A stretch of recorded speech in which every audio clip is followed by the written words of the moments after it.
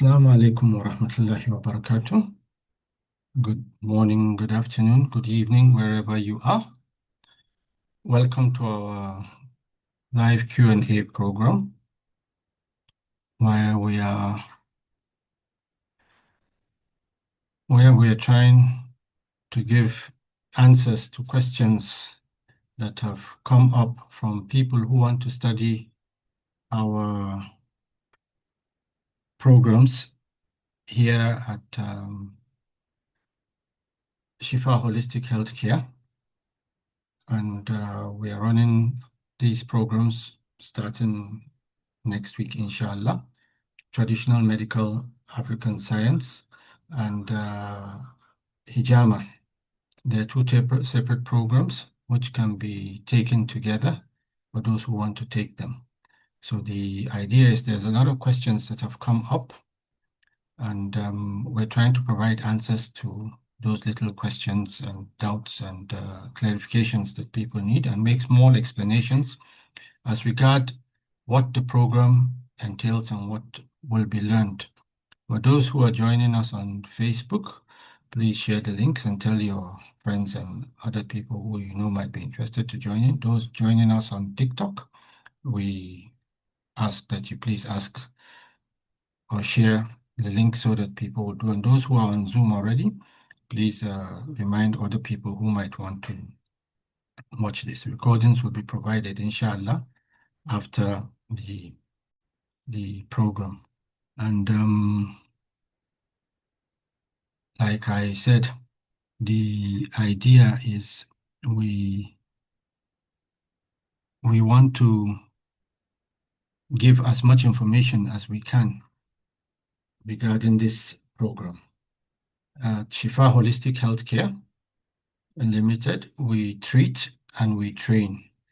We are MBTE approved training provider, and we have accreditation from the International Practitioners for Holistic Medicine, which is a UK-based body. So all our certificates are weighted and employable. The NSQ program for MBT, inshallah, I'll give details on as we progress here. So the questions have always been, who is this program for?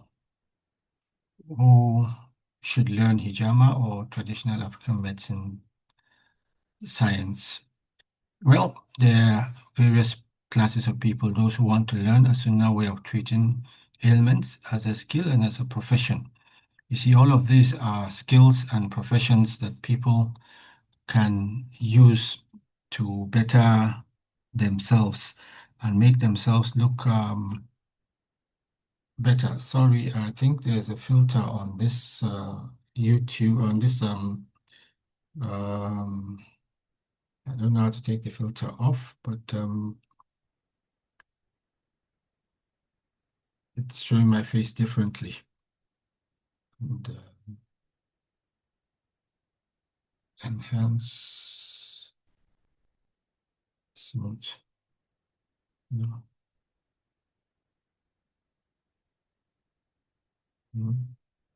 I think I've got it. I think I've got it now. Yes, I think this is better. So,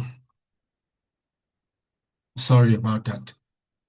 So like I was saying, this program is for those who want to learn this profession, medical profession, but from a holistic health point of view, who want to treat without drugs and who want to get well without the side effects of most of these medications that are going around and that sometimes make your ailments worse.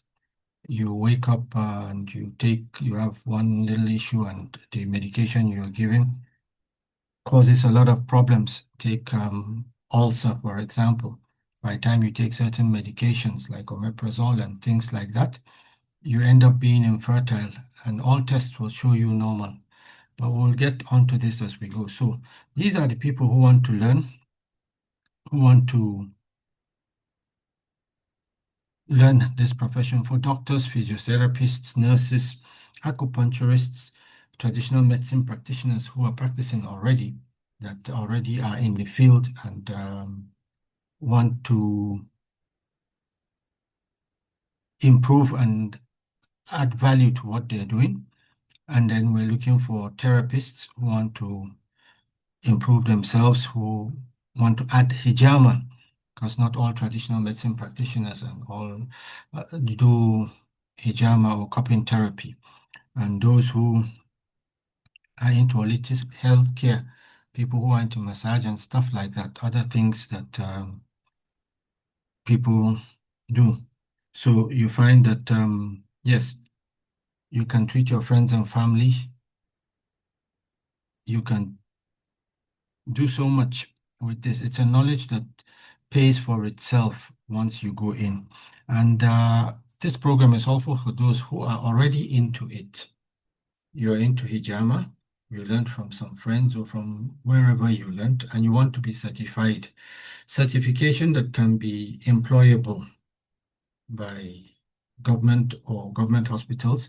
Look into it that in Nigeria very soon we hope to have traditional medical desks in the various hospitals where you would be able to go in and say, I want to be treated by a traditional setter instead of the orthopedic doctor in the hospital, and like that. So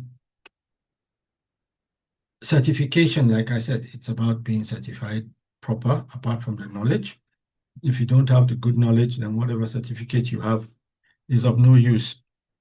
So the Nigerian Skills Qualification Framework, NSQF, is a system for the development, classification, and recognition of skills, knowledge, understanding, and competence acquired by individuals, irrespective of where and how the training or skill was acquired.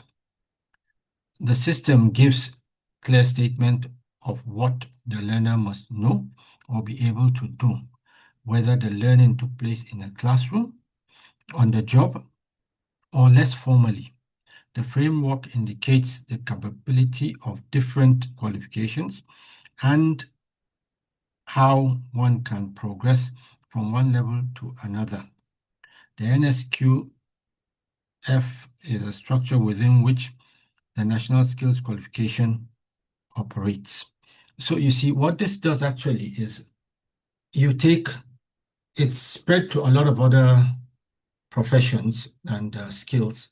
But the idea is if you've been practicing traditional medicine or hijama, or for any of the other skills that are covered by this program, and you've not gone to school, you would be assessed in your own native language, not basically in English. So if you speak only Yoruba or Hausa or Igbo or Ijo or Tiv or Igala or Kamba or whatever you speak, inshallah, you find out that you'll be assessed based on that, and you'll be given a certificate. Levels 1 to 6 of this NSQ program has already been regularized. It's been gazetted, and it's been accepted by the office of the head of service. The establishment unit has brought it into the system. So if you have a level 6, which is equivalent to a BSc or HND in traditional medicine, you'll be employed as that. So it's weighted and it is NYSC-able if you get to that level, and you can be assessed with recognition of prior learning. So what you know is taken into account. You're not just seen as from zero level. No, no, no, no, no. If you were a caterer, you know how to cook and all that, but you never went to a formal school. Your mom taught you, and she's a very good cook, and now you're a very good cook. You go into the system, they assess you, and if you're qualified for a diploma, they give you. If you're qualified for a higher diploma, a BSc, they give you, and you put it on your desk that this is what you have. So this qualification is for those interested in developing a career in the health sector for the award of the National Skills Qualification Certificate. And the first program we're running is level 1 and 2, so that the person will be a traditional medicine practitioner level 2. We have the advanced program, but we don't have enough people who want to come in for the advanced program, so we're building from base for this program, you know, and like that. So, like I said, it's graded from levels 1 to 6 have already been gazetted, but the program goes up to level 9, which is PhD. So if you came in with enough knowledge, you could go out the same day or in a few days with your certificate, your PhD or your master's or whatever qualification level you came into. And it is a nationally integrated and integrated education program, competency-based skill and quality assurance framework that will provide multiple pathways for linking one level of learning to another level. This will enable a person to acquire desired competency levels, transit to the job market. So if when we get there, that we have a desk in the hospital, mostly teaching hospitals and general hospitals, that would accept traditional medical practitioners, and you want to go and practice in the hospital, you need to be certified. This system would take care of your prior knowledge, so you are assessed without being sent back to the class. Where you're deficient, of course, you'll be advised to go and learn from some people for some hours that is agreed on. So, like I said, we'll be talking about what the program entails, and we'll answer questions that have been sent in and those that might come up here now.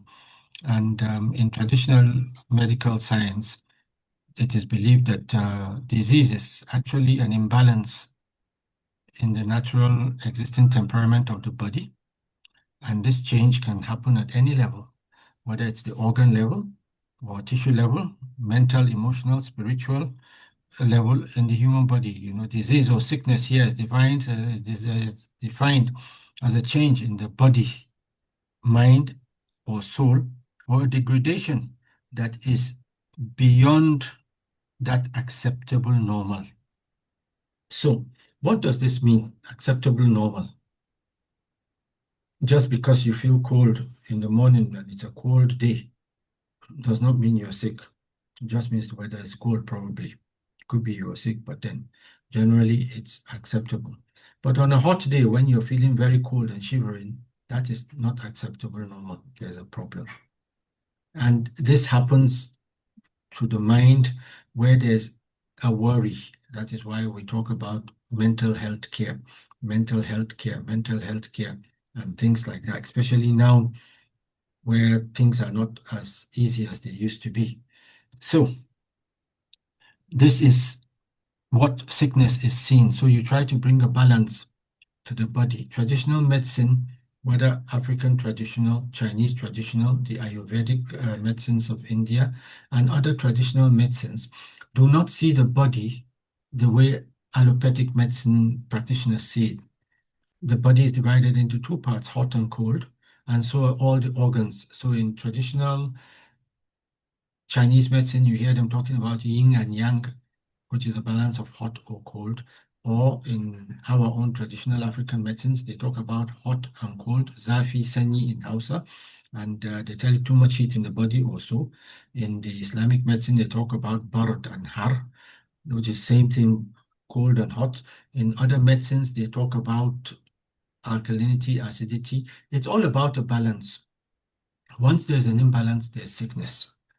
And how you understand this imbalance and how you understand the balance that is supposed to be on the organ, how you understand the balance you're trying to build back and co is based on the temperamental theory, which is what African traditional or most traditional medicine practitioners use.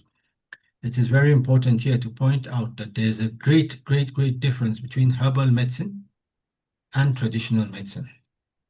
The use of herbs in naturopathy is different from the use of herbs in traditional medicine.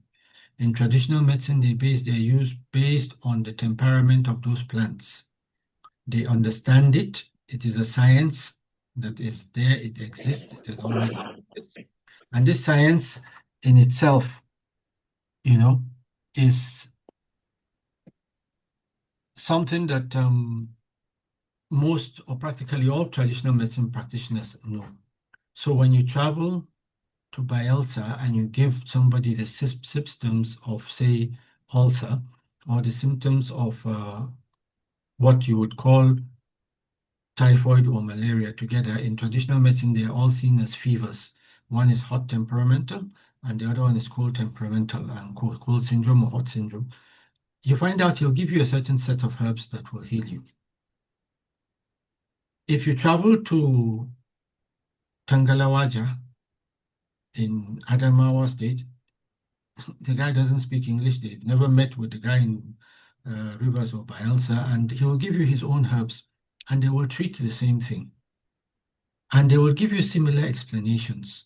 They will tell you about the texture, the color, the taste, sometimes the smell, and a few other things that they will tell you to make you understand why it works and their understanding of these fevers.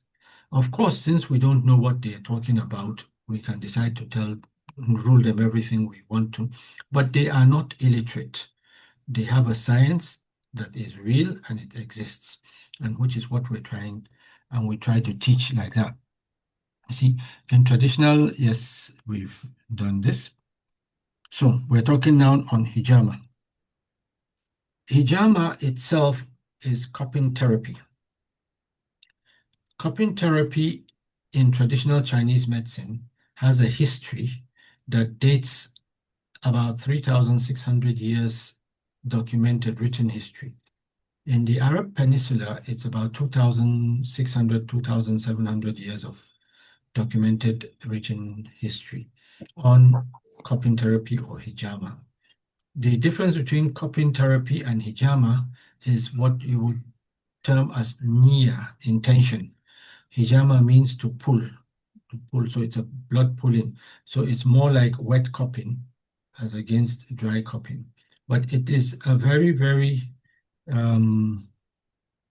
it's a very recognized treating procedure. Now it's a medical procedure that has been accepted worldwide. There's a lot of research that has gone into it now and is going into it.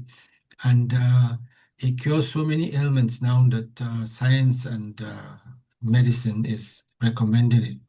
Probably not in Nigeria for now, but if you travel abroad, you find out where they do what we call integrated medicine. You can integrate this into the hospitals, which is what we're trying to get done here in Nigeria, hopefully. Inshallah, by the end of the year, if we're lucky, we should be able to have desks for that. But hijama, from the religious point of view, is one of the best remedies you have in treating is in cupping. This was narrated by Anas ibn Malik. This is like 1,400 years ago. That Nabi Sallallahu Alaihi Wasallam said the best of remedies you have is in cupping, hijama.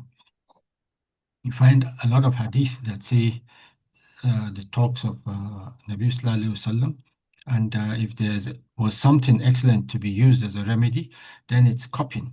Science has proved this. Science has proved this over and over. So you see athletes and sports people now, excuse me, doing hijama before events to bring their body back to good form. Yes, there's some contraindications on it, but then we will go into that as we go into the course proper for those who would register for this program, inshallah. Now, African traditional medical science. You see, this is World Health backed, World Health encouraged.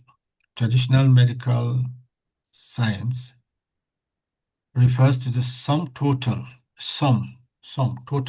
all the knowledge, skills, and practice based on the theories, beliefs, cultures, and experiences indigenous to different communities in Africa. explicable or not. This is a very key word, explicable or not. Used in maintenance of health and in the prevention, diagnosis, improvement, or treatment of physical and mental illness. Most of this knowledge, as you know, has been transmitted generally orally. That's our culture, is an oral culture. So we have folk tales where we tell things and it's passed more like that. But you see, we're talking of the some knowledge of a person, his skills, his ability. So you find out that with traditional medicine, there are specialties. Unlike with allopathic medicine, where you have it all in one house, it does happen sometimes, but you find in every village or community, there's somebody who is known as a bone setter. Probably is that's all they do in that house. The family grows, the children come up, and it's all about bone setting in that house. Nothing new, nothing from outside. So that house, they're known as bone setters. Some other people are known to give as birth attendants. Anybody who's given birth goes to that particular house. So they're all components of medicine, but specialized per unit. This is the kind of thing that is being done in some countries now, especially India, where they have little clinics for various things, and the training for those courses has been shortened. So you just specialize for the eyes. Please switch off your mute your microphones if you join the class, please.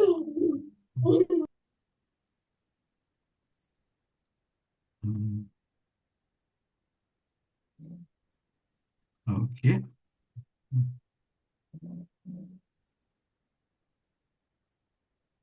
So here we are. So, like I was saying, so you see, traditional medicine has been around for a very long time, and it's those knowledge, those skills. Until today, we find people who use traditional bone setters, people who say they've taken a lot of medication and their, in quote, typhoid or malaria has not gone, but when they take some herbs, it clears, and so many other ailments that are not curable or treatable using allopathic medicine. We find them now being done with traditional medicines. So in our program, what would you be learning? You'll learn what hijama and cupping therapy is. You'll learn the history about it, the difference between them, the theories behind them from traditional medicine perspective, and why it works. And you'll learn what modern science is saying about them too. You'd be introduced to the understanding of the body organs based on traditional medical science, functions of blood and the lymphatic fluids in their own knowledge. Sorry, the people who are watching us on TikTok, you might not see the slides for now, but inshallah, a link will be given. You can follow up on our Facebook or YouTube channels. You'll get the video too, but the link will be given, inshallah, in the comments.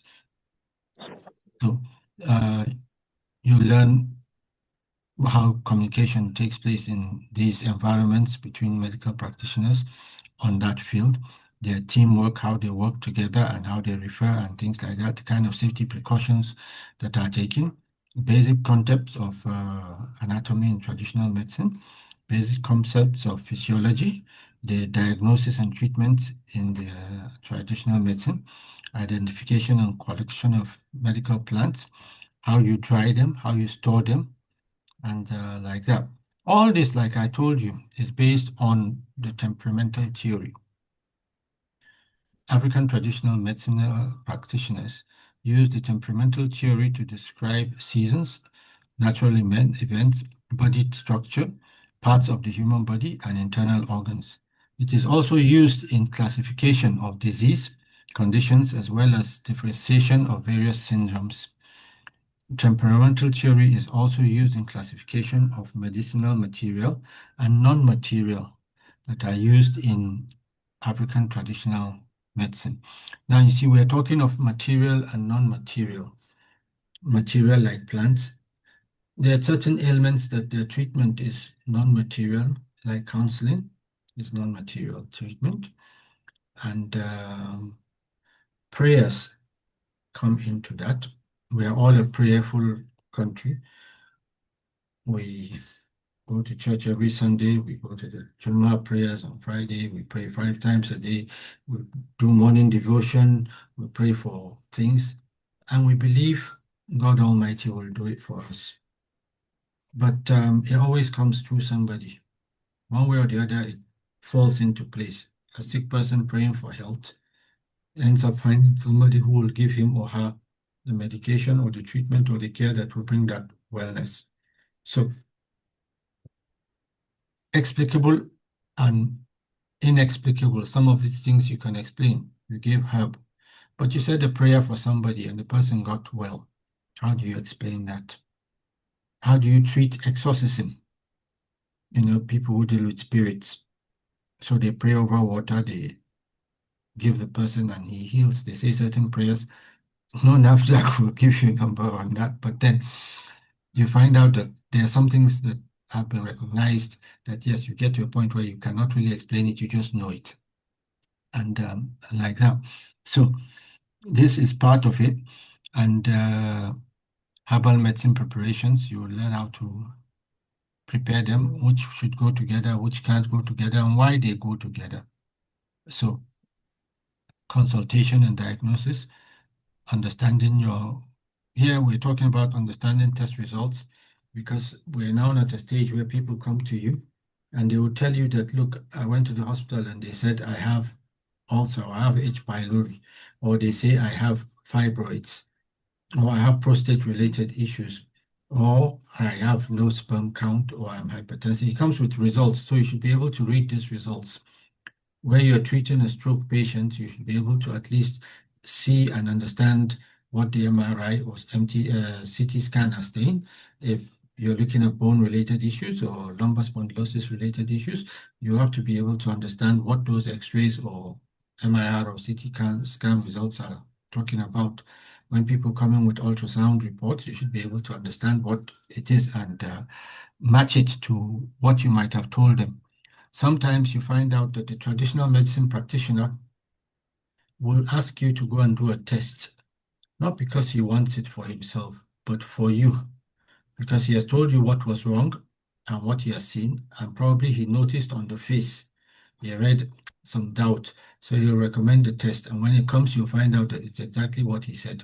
So that in some way builds confidence because you found out that the guy knows what he's saying, or she knows what she's saying, and it gives a record point for where the person comes in. A person comes in with high levels of staphylococcus, and you've treated, you ask the person to go and do a confirmation test, and he finds out that it's completely gone, or it's now dropped to a lower percentage, you give next batch of treatment and like that. But it's more for the patient than for diagnosis purposes. We have ways to diagnose that are very, very efficient, that don't take you to the lab in most cases. Then you learn record keeping, how to perform practically, how to perform hijama, clinical practices for that and for other treatments you will do after care, and some of the things you can treat with hijama, coping for ailments and health conditions, hygiene, health safety considerations, traditional paradigms for best results for hijama, the equipment you would need, how to safely dispose of the tissues, the lancet needles and other things you would have used, business best practice, how you would run your clinic properly, and things like that, that are a lot of them that you would do. Of course, the practical and hands-on classes will be for patients that are in Nigeria. You would also learn counseling and patient management in traditional medicine, basic preparation of medicinal plants, administration of medicinal material, nutrition and disease prevention in traditional medicine. You see, for those who grew up with, maybe in this case now, for this generation, the Gen Z, maybe they met their grandparents and in the village, they find out they're always giving them one tea or one leaf or one thing to eat or drink whenever they come to prepare and boost their body's immunity. Traditional medicine has a culture of preparing you for the next season. When the rainy season is coming, There are plants, fruits that come out, they advise you to take it. There are certain leaves you might need to make decoctions of, like tea, and take to prepare your body for the rainy season. When the dry season is coming, they tell you what to eat and the food pattern changes. And so you don't fall sick just like that without you have some level of protection from all that. They know mosquitoes are coming, so they tell you to get orange peels and a few other plants that are available. Orange peel especially, you dry them and you burn them like incense. They have a way of kicking mosquitoes far, far, far, far away from you. It's cheaper too than buying insecticides, and it's safer than the chemical insecticides or incense for mosquitoes that we use. So you see, all of these things are things that we have locally here. We have it locally here. But because we don't know and we don't ask, we have moringa that has been here from time immemorial. And we never take it, but anytime we browsing on the net or on Facebook or on one other social media thing, and we see moringa, the wonder food, drumstick tree, this tree, and you start looking for it, not knowing it's in your compound. But because you didn't ask, it took somebody from outside to tell you. And even if your people had told you, I'm sure you would have just told them, ha ha ha ha ha. But there are a lot of things that we have that we don't take or value because we don't ask questions and we don't try to understand why the people use those. Have you ever wondered why the laborers always look healthy and shiny and their skin is like they're polishing it and all that, but they always eat all this food that you probably not eat that they sell in their various places? Have you looked at the kind of food that you think is not good and seen what kind of leaves are in it and how they are resistant, that the site architect will fall sick or 2 or 3 times before the project runs out, and these guys are there every day, rain and shine, and they're there. So these are questions that need to be asked, and you find them in all these traditional medical things and like that, you know. So you'd learn all this cultivation and preservation of these plants, how you do it, introduction to Hijama point theory, and the contraindications, like I said. Some of the ailments we will go through would include headache, blood pressure, asthma, stomach ulcers, digestive issues, erectile dysfunction, some memory-related issues, cancer-related issues, back pain, and things. There are a number of them that would come up too when we are in class, that students might come in and like that. So you see, like we said, and we've talked about what sickness is and who the traditional practitioner is. Now we're looking at a definition of what the cure is. And in medicine, as far as the traditional medical practitioner is concerned, is any intervention aimed at promoting health, prevention of disease, diagnosis and treatment of physical, mental, and spiritual ailments. Any intervention that will help at promoting, preventing disease, solves that issue. So you find out that once you have that, it goes. So for those who are training here, they will have a kit, practical kit, the pack. This is everything they'll have, so that once they leave the door, they are ready to start practicing. Like I said, diploma in Hijama computer therapy, 6 months with online and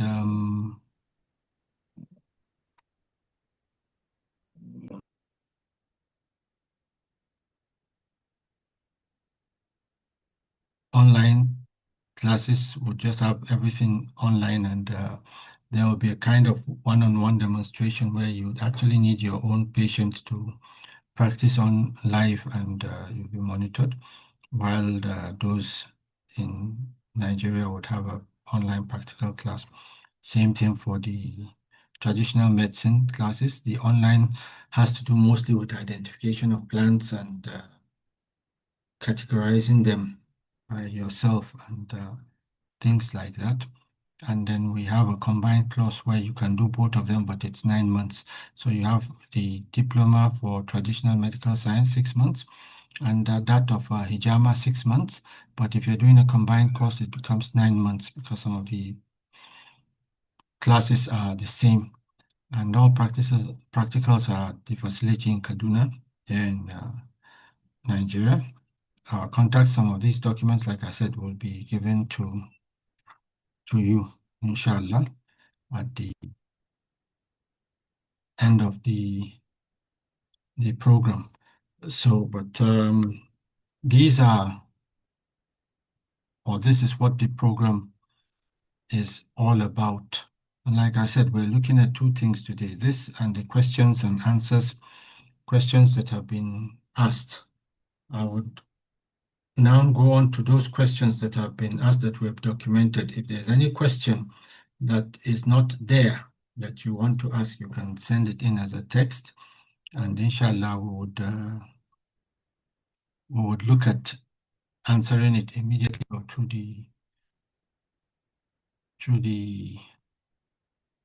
various media channels where this would be. Now, one of the first questions that came in, or one of the most popular questions, which we have taken out based on frequency of the question coming in. I have no background in medicine. Can I join the Hijama or traditional medicine medical science program? Yes, you can join this program if you're about 18 or so. If you were 16, you would start in, but because of the laws of the country, traditional medicine has certain exceptions that are there, because when you go to a typical traditional medical setup, you might find out some young kids that those are the children of the practitioner are there. But if you really want to learn it, you need to be old enough. Probably you finished your secondary school, except if you dropped out of school and you're not doing anything. But you can come in, you don't need the background for it. The classes that will be tailored for these people are slightly different from the classes that are tailored for already practicing practitioners who want to gain extra knowledge. What is NSQ certification? The NSQ certification, I've already mentioned that while we were going through what the course is about, but it's a certification that is based on prior learning. It recognizes your prior learning on whatever topic it is that you want to get qualified on. It is a nationally accredited program. It is backed by the strength. For now, it is backed by the strength and the powers vested in the National Board for Technical Education. So a diploma HND from them is as good as an HND from any other federal institution. So if you come to any of the recognized or training centers for traditional medical science, there are a few of us in the country for now. Any certificate we give you carries that kind of weight. So if you're below 30 and you get the HND certificate, the chances are you would end up going in for NYST with it and like that. So can I get NSQ? Yes, you can get NSQ certification through us. We will prepare you for it. How it is done is after our certification is given to you, our own certificates, the Sector Skill Council will now go through it based on the strength of our certificate. They will now recommend you to an awarding body for the appropriate certificate that we have given you. So if your certificate is just for an advanced certificate, you'll get it. If it is for a basic certificate, you'll get it. If it is for an intermediate one, you'll get it. If it's for an ND, you'll get it. If it is for an HAD or BSc, you will get that based on what the Sector Skill Council has given and the awarding body approves. The awarding body will now approve that certificate for you and like that. So can practical classes be run outside your facility in Kaduna? Yes, by special student-based, number-based management, where we have, say, 15 students, 10, 15 students in any location. When it's time for practicals, it is either they come in or special arrangements are made for the practical class to move there. That is normally agreed on as we go into that program with class, but yes, it is possible. The logistics will just be worked out. Can I do the online program only? Yes, you can. Although our certificate then will point out, especially for Hijama or traditional medicine and other continuous development programs we have, it will point out that you did attended online classes only. But where you do the practical classes with us, we would give you a full certificate with full weight that says we can stand by you for your practical knowledge. We agree with it and go like that. Can I get your certification if I studied from somewhere else? Yes, if you pass our examinations and meet our standards, we have no problem. So we'll give you the exams we'll give our students, and if you passed, no problem. But if you didn't pass, don't pass it, you don't get the certifications. We'll only now tell you where you need to build up. And once you build up on that, inshallah, you get your certificates. Can you pay your fees in part? Yes, on agreed terms, that is agreed. Sometimes on individual basis, and sometimes we just say everybody can make 2 payments, but that is based on an agreement that we reach per student. Can I watch the videos only without attending classes? No. There are minimal number of classes that you need to attend for the program. And there are also tests and assignments that you'll be given after each module. So if you don't do that, you don't graduate.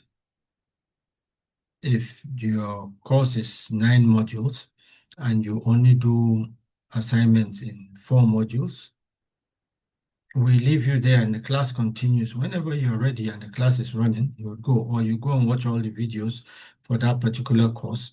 When you watch the videos, you get the questions and you fill, and we go on like that. So we try to make it as comfortable, you know, and like that. So we try to make it that. Okay, somebody asked if there. Well, like I said earlier, installmental schedules, we've already talked about that. You can pay once or twice, depending on the agreement that is had with that particular student. Sometimes it is written down. As for scholarship, we don't give scholarship for now, except if you have somebody who is giving you a scholarship, that the person will pay up your fees. But we don't give any scholarship for now. We have tried to discuss with some people of position because of the need and the necessity to fill positions for traditional medical practitioners that are certified. But up to now that we're doing this discussion, we haven't got anybody that has come up that he or she would sponsor anybody to this program. As for discounts, this is a very discounted course. The course we're given for now is like 1/4 or 1/5 actually the cost that the course should be charging.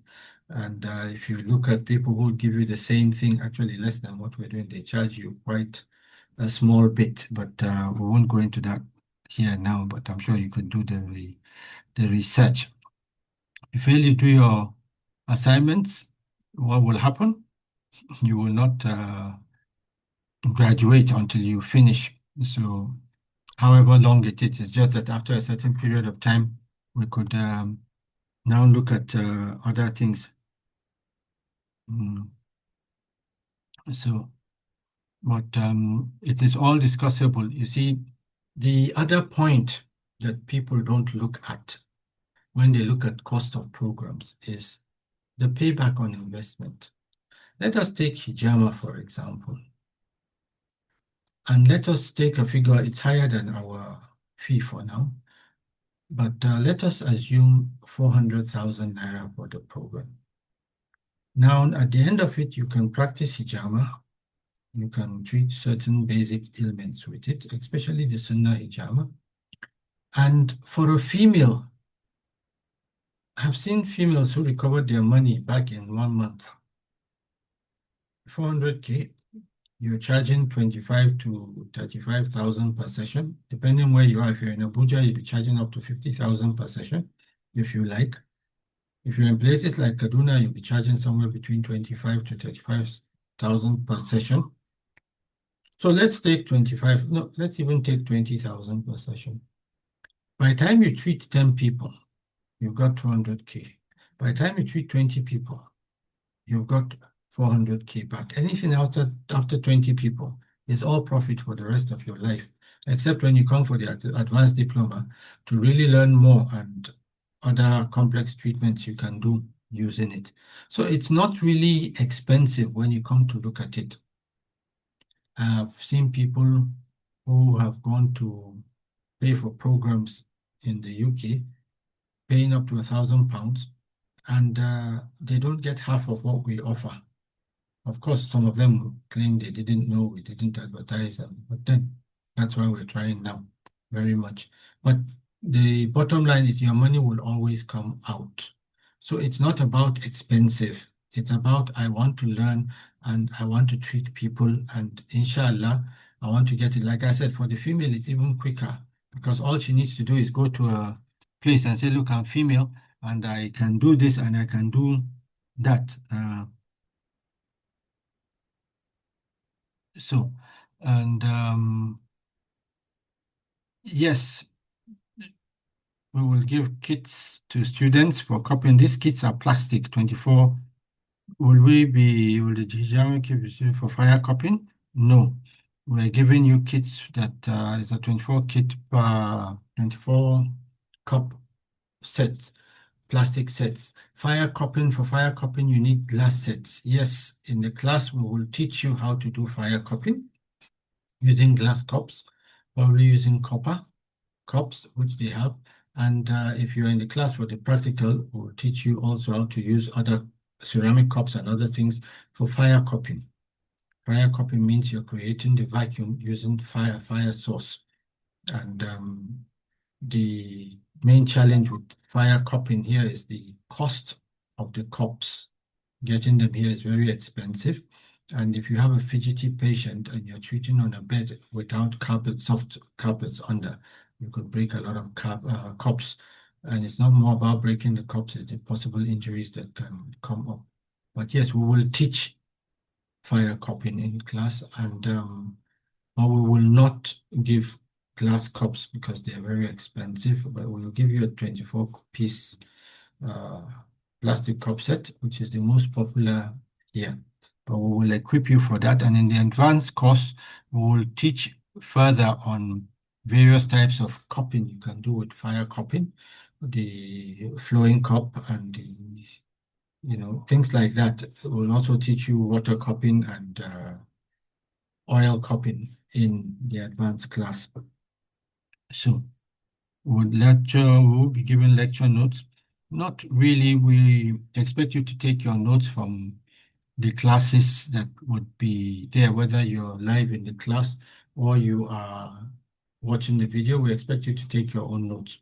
We will possibly give you kind of what they call it, a template where you can be putting your notes onto, and like that, so that you will at least be able to make your own notes in a PDF or in a PowerPoint kind of a presentation that you can be making it down. But we expect you to make your own notes, because making your own notes will give you, at the end of the program, we will give you